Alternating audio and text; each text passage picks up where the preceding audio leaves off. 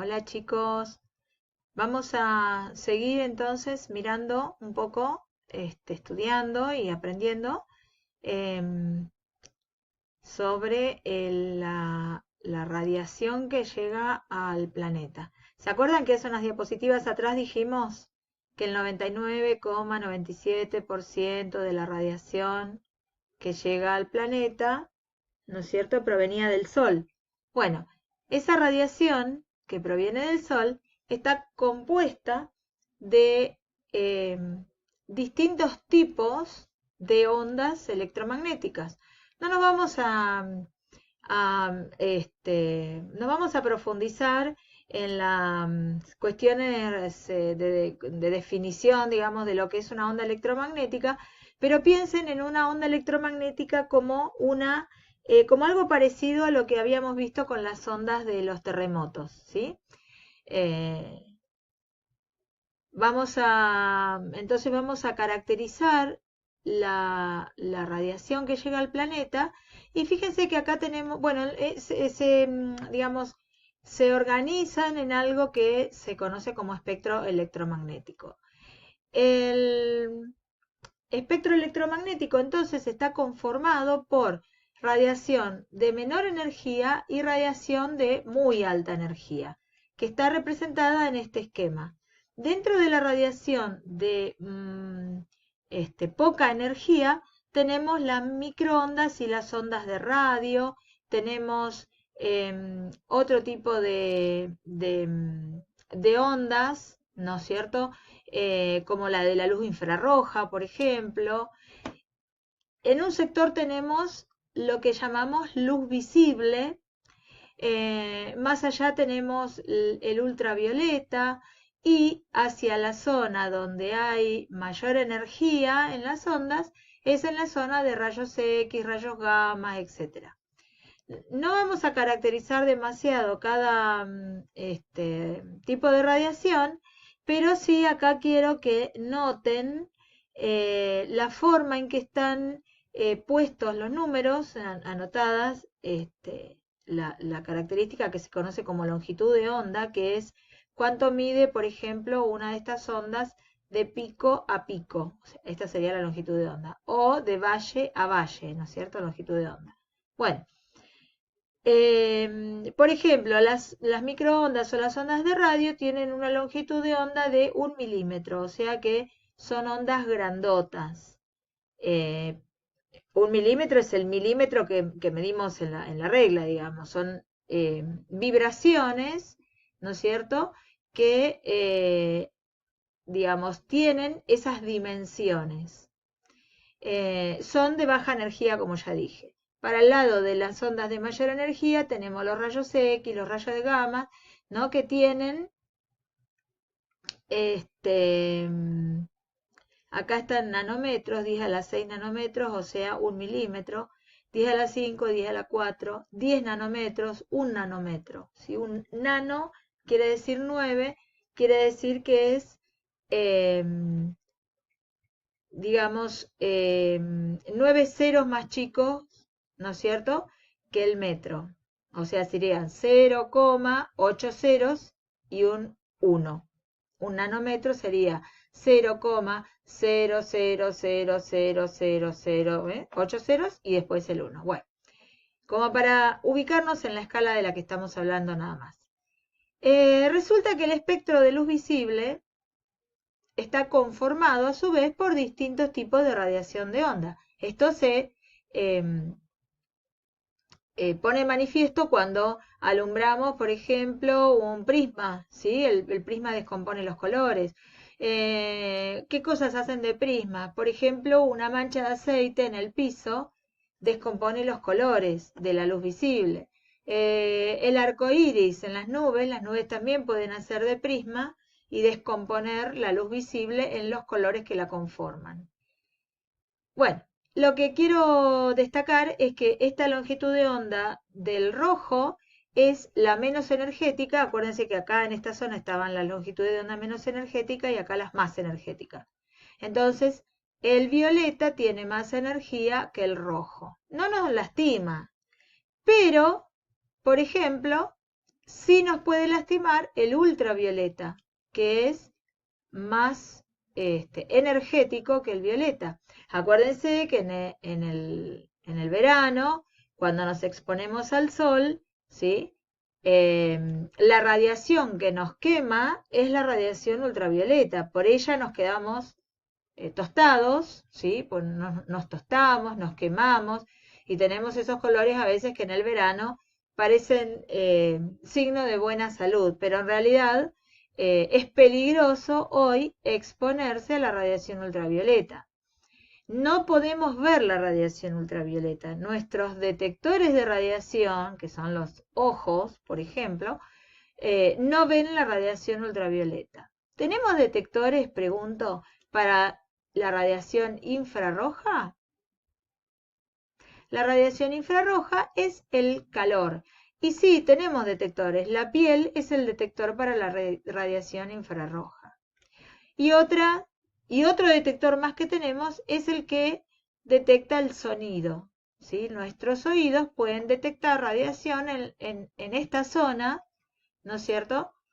No es radiación electromagnética, pero sí son ondas, las del sonido. Bueno, em, ¿qué pasa con la radiación solar cuando llega a la Tierra? Nosotros acá tenemos la atmósfera, ¿no? Y tenemos unos gases particulares que son los gases de efecto invernadero. Hacia ahí vamos a discutir un poquito el efecto invernadero. Lo que quiero destacar acá es que de la radiación que llega a la Tierra, no importa demasiado la unidad, pero acá está señalada, 343 watts por metro cuadrado. Esto es cuánta energía llega por metro cuadrado a la Tierra. Bueno, vamos a recordar el número de 300. De esta radiación, entonces, fíjense este número, más o menos un tercio es reflejada directamente por la atmósfera y la superficie terrestre y nunca no es aprovechada, sino que rebota y se va de nuevo al espacio. ¿Sí? Gracias a esa radiación que rebota y se va al espacio, es que nosotros podemos ver desde el espacio al planeta, ¿está bien? Porque hay una parte de la radiación que le llega que rebota, refleja y entonces por eso la podemos ver. Si no reflejara la radiación, sería invisible. Bien, de esta radiación que penetra, que serían como 2/3 de lo que llega, ¿sí? Una parte, nuevamente, rebota en la superficie de la Tierra, una parte rebota, y otra parte penetra la superficie de la Tierra. No importa demasiado los números, lo que sí importa es esta repartición, digamos, que se hace de la radiación porque queda atrapada en distintas partes, ¿no es cierto?, en distintas zonas de la atmósfera o de la superficie terrestre. La parte que es absorbida de la radiación ultravioleta, esa rebota con todos los cuerpos que hay en la atmósfera, por ejemplo, partículas de gases, esos gases que decíamos que componen la atmósfera, los cuales se calientan al recibir esa radiación, por ejemplo, disipando las nubes, ¿no? Al calentarse, la nube desaparece. Por ejemplo, calientan esa radiación eh, las partículas de polvo que hay en la atmósfera, los elementos, por ejemplo, los seres vivos, las aves, las máquinas, los aviones, todo lo que está en la atmósfera y en la superficie de la Tierra absorbe esa energía y entonces aumenta la temperatura. Después vamos a hablar más adelante de la temperatura y qué es exactamente. Pero por ahora vamos a quedarnos con que esa radiación rebota y rebota en todas las partículas que hay en la atmósfera, creando, ¿no es cierto?, de tanto rebotar y tanto estar, ¿no es cierto?, entre la materia que hay en la atmósfera y en la superficie terrestre y hacia adentro de la Tierra, queda, digamos, formando o dándole al planeta una temperatura promedio compatible con la vida. De nuevo repito, ¿no? Esa radiación solar que queda atrapada en la atmósfera, entre las capas de la atmósfera, es lo que le da al planeta una temperatura promedio compatible con la vida. No hay temperaturas frías tan extremas ni temperaturas cálidas tan extremas, ¿sí? Que no pudiéramos, digamos, que no pudiera la humanidad tomar precauciones y colonizar las zonas de muy altas o muy bajas temperaturas. Bien, estos gases de efecto invernadero, yo se los anoté acá, son por ejemplo el vapor de agua, el dióxido de carbono, el metano, el óxido nitroso. Después vamos a hablar un poquito de eso. Por ahora vamos a mirar cómo incide o cómo se manifiesta este efecto invernadero, ¿no? Por ejemplo, comparando zonas descampadas, zonas rurales, con las zonas de las grandes ciudades, ¿no es cierto? Esta curva que está por acá arriba es la curva de la temperatura promedio, creo que es promedio anual, me parece. Fíjense que arriba de las ciudades no les estoy diciendo nada nuevo, ¿no es cierto? Todos sabemos que en la ciudad hace un poco más calor y que para estar más fresco nos vamos a una zona arbolada. Usualmente las plazas, ¿no? Las zonas de bosques, hace unos grados menos que en las ciudades, ¿no? En el asfalto la temperatura calienta todo, la energía rebota y rebota y rebota y hace mayor temperatura. Esto se llama isla urbana de calor, tiene un nombre este fenómeno. Sobre las ciudades hay mayor temperatura que sobre las zonas rurales o las zonas arboladas. Bueno, otro gráfico que quiero que vean es cómo fue variando esa temperatura con el correr de los años. Acá tenemos como un punto de partida la revolución industrial, más o menos desde 1780, más o menos, 1760 a 1840, 1860. Acá entonces podemos poner, digamos, como punto de partida la revolución industrial. Estas son temperaturas registradas en distintos años y esta curva roja es el promedio, ¿no es cierto? Entonces, podemos ir viendo a lo largo de los años, miren, 1860, 1870, 80, 90, 1900, 1920. Acá en 1940 estuvo la Segunda Guerra Mundial. Fíjense, ¿no es cierto? Todos sabemos que en la Segunda Guerra Mundial, después de la guerra, se incrementó, digamos, el trabajo de las industrias, ¿no? Y se industrializaron distintas actividades, con lo que hubo mayor eliminación al aire, a la atmósfera, voy un poquito para atrás, de vapor de agua, dióxido de carbono, metano y óxido nitroso. Este gas es típicamente de las industrias y este otro gas es típicamente del consumo de las fuentes de energía provenientes del petróleo, también que a partir de la Segunda Guerra Mundial fueron muy aumentadas. Bueno, y este es el promedio de la temperatura del globo, digamos, la media del globo, de todo el planeta. Entonces fíjense acá desde 1980 cómo está en franco aumento. Esto lo vamos a tener que recordar. Hola a todos. Hice unas modificaciones en la última diapositiva, así que en el último video, la última diapositiva es esta nueva, porque quería incluir algunos datos que entiendo que les pueden interesar, digamos que son de interés, con relación a cómo está, digamos, cómo están los países, cómo están gestionando esta necesidad de bajar las temperaturas globales promedio del planeta en forma urgente. Bueno, yo quería comentarles, ponerlos, digamos, en la historia del tema. Lo primero que encontramos históricamente es en 1997 la firma del protocolo llamado de Kioto, ¿sí? Que se firma en el marco de un documento que se llama Convención Marco de las Naciones Unidas sobre el Cambio Climático.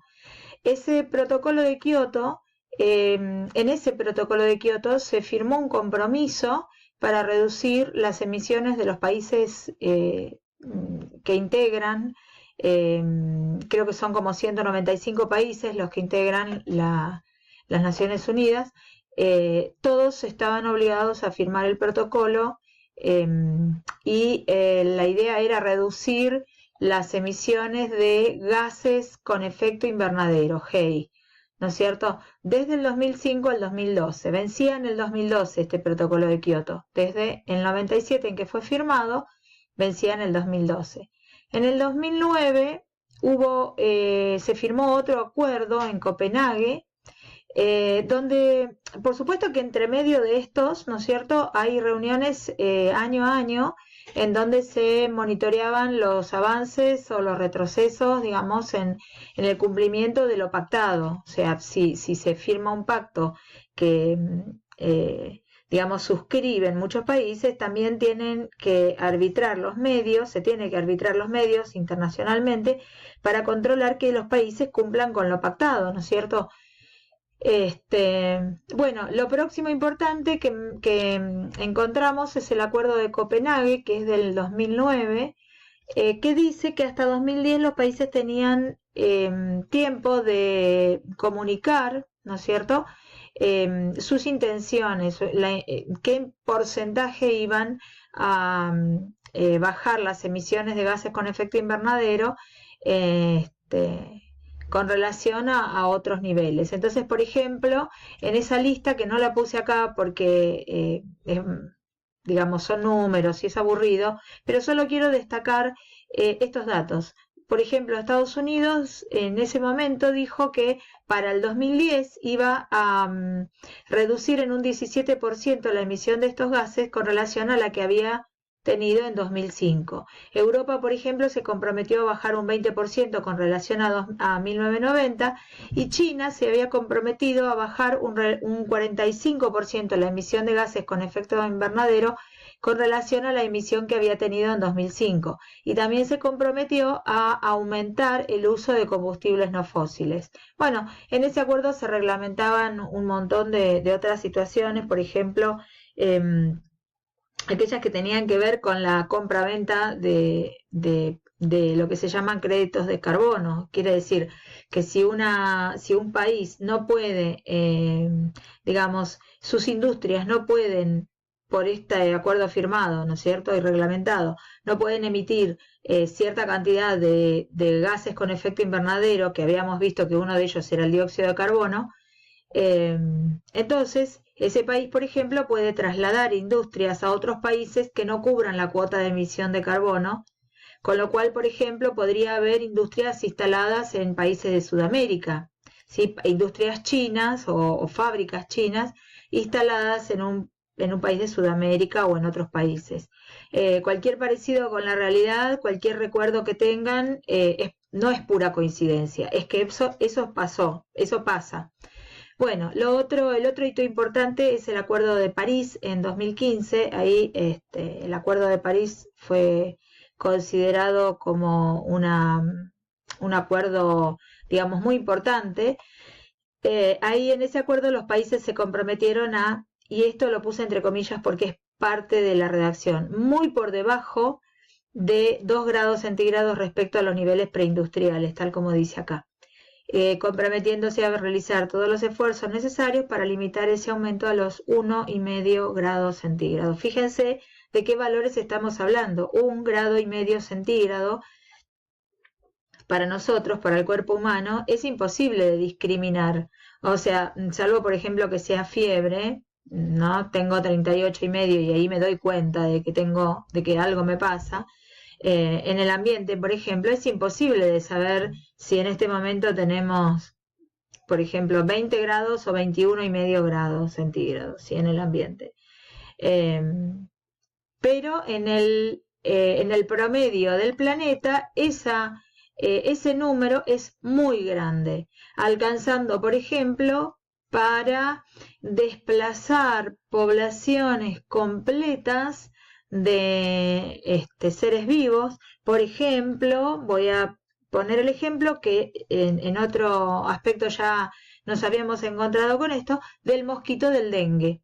¿Se acuerdan que vimos una de las primeras actividades tenía que ver con la lectura de un trabajo de investigación que medía o que estudiaba la puesta de huevos y el éxito reproductivo del mosquito cuando cambiaba un poquito la temperatura? Bueno, y esos cambios, quien quiera volver en el aula virtual a ese artículo, esos cambios eran de 1 grado y medio. Bueno, fíjense lo que puede hacer 1 grado y medio en el promedio global del planeta.